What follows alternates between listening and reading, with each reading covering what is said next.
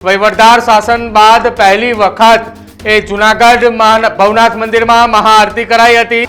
ભવનાથના પૂર્વ મહંત હરિગીરી બાપુએ ભવનાથ મંદિરની અંદર મહાઆરતી કરી હતી। હરિગીરી બાપુ દ્વારા ચરણસિંહ ગોહિલના હસ્તે પૂજા પણ કરાવવામાં આવી હતી। જે જિલ્લા વહીવટી તંત્ર દ્વારા મહાઆરતીનું આયોજન કરવામાં આવેલું હતું। ખૂબ મોટી સંખ્યામાં અમારા વહીવટી તંત્રના કર્મચારીઓ અને ભાવિક ભક્તજનો અહીંયા જોડાણા।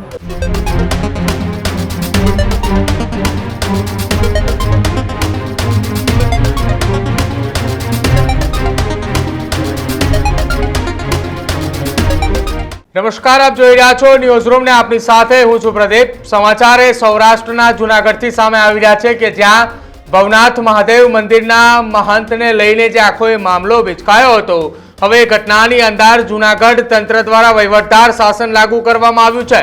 જૂનાગઢના ભવનાથ મંદિરમાં મહાઆરતીનું આયોજન કરાયું હતું। વહીવટદાર શાસન બાદ પહેલી વખત જૂનાગઢ ભવનાથ મંદિરમાં મહાઆરતી કરાઈ હતી। મહાઆરતી દરમિયાન જૂનાગઢના લોકો અને ભક્તો મોટી સંખ્યામાં ત્યાં હાજર રહ્યા હતા। ભવનાથના પૂર્વ મહંત હરિગીરી બાપુએ ભવનાથ મંદિરની અંદર મહાઆરતી કરી હતી।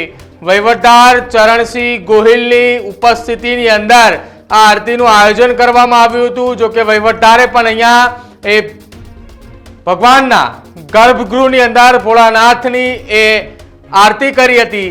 હરિગીરી બાપુ દ્વારા ચરણસિંહ ગોહિલના હસ્તે પૂજા પણ કરાવવામાં આવી હતી। આખી આ વિવાદની શરૂઆત હરિગીરી અને મહેશગીરીની આમને સામને આવ્યા હતા ત્યારથી આ વિવાદની શરૂઆત થઈ હતી। જો કે દર્શનાર્થે આવેલા ભક્તોને એસડીએમ દ્વારા તમામ ભક્તોને પ્રસાદ પણ આપવામાં આવ્યા હતા। જૂનાગઢ ભવનાથ મહાદેવ મંદિરની અંદર જે આખા વિવાદની શરૂઆત થઈ હતી એ વિવાદનો હવે અંત આવ્યો છે। ભવનાથ મંદિરની અંદર વહીવટદાર શાસન લાગુ કરી દેવામાં આવ્યું છે અને વહીવટદાર શાસન લાગુ થતાની સાથે જ હવે મંદિર પરિસરની અંદર પ્રથમ વખત મહાઆરતીનું આયોજન કરાયું હતું કે જ્યાં મોટી સંખ્યામાં ભક્તોની હાજરી હતી અને તમામની વચ્ચે પૂર્વ મહંત હરિગીરી બાપુ દ્વારા આ મહાઆરતીના દરમિયાન આરતી કરવામાં આવી હતી। મંદિર પરિસરની ઉપસ્થિત અધિકારીઓ સહિત પોલીસનો કાફલો પણ ખડકી દેવામાં આવ્યો હતો। જ્યારે આ મહાઆરતી ચાલી રહી હતી એ દરમિયાન પૂર્વ મહંત હરિગીરી બાપુએ આરતી કરતાની સાથે જ જે વહીવટદાર ચરણસિંહ ગોહિલ છે તેમના હસ્તે અહીંયા પ્રસાદ પણ આપવામાં આવ્યો અને સાથે સાથે ગર્ભગૃહની અંદર તેમના હસ્તે પૂજા પણ કરાવવામાં આવી।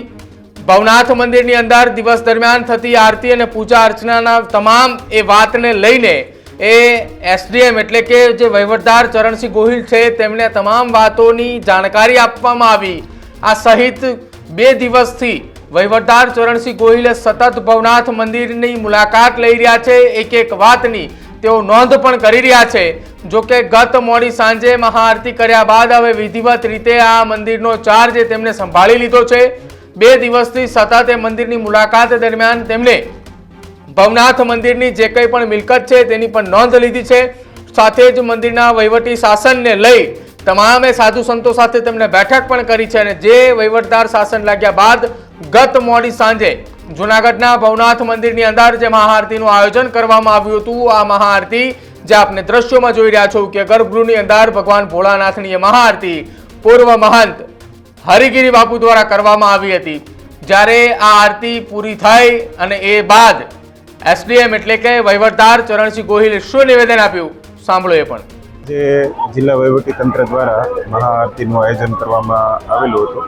ખૂબ મોટી સંખ્યામાં અમારા વહીવટી તંત્રના કર્મચારીઓ અને ભાવિક ભક્તજનો અહીંયા જોડાણા અને એક ભક્તિમય માહોલ થયો છે। અહીંયા જે ફળોનો ભોગ મહાદેવને ધરાવવામાં આવેલો હતો અને આજે આરતી છે એ ખૂબ સારી રીતે સંપન્ન કરવામાં આવેલી છે। જે જિલ્લા વહીવટી તંત્ર દ્વારા મહાઆરતીનું આયોજન કરવામાં આવેલું હતું।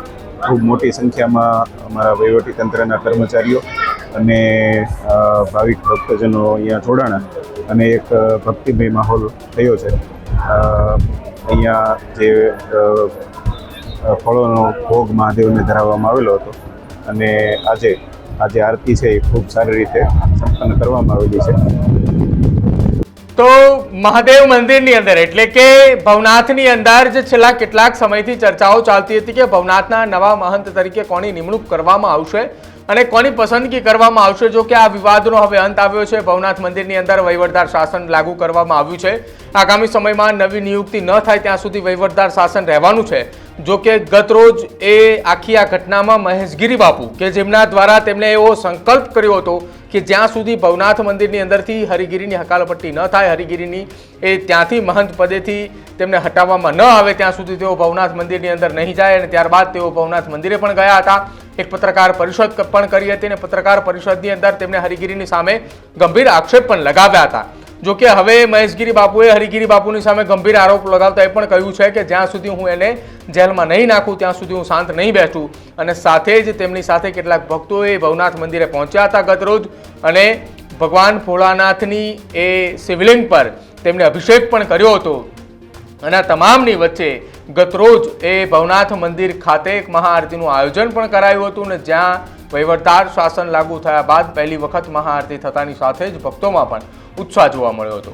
તમારું શું માનવું છે? જૂનાગઢના ભવનાથ મંદિરના આ આખા વિવાદ બાદ હવે મંદિરમાં જે વહીવટદાર શાસન લાગુ થયું છે અને વહીવટદાર તરીકે ચરણસિંહ ગોહિલની નિમણૂક થઈ છે તેને લઈ તે ખાસ અમારા કમેન્ટ સેક્શનમાં જણાવજો. જોતા રહેજો ન્યૂઝરૂમ. નમસ્કાર.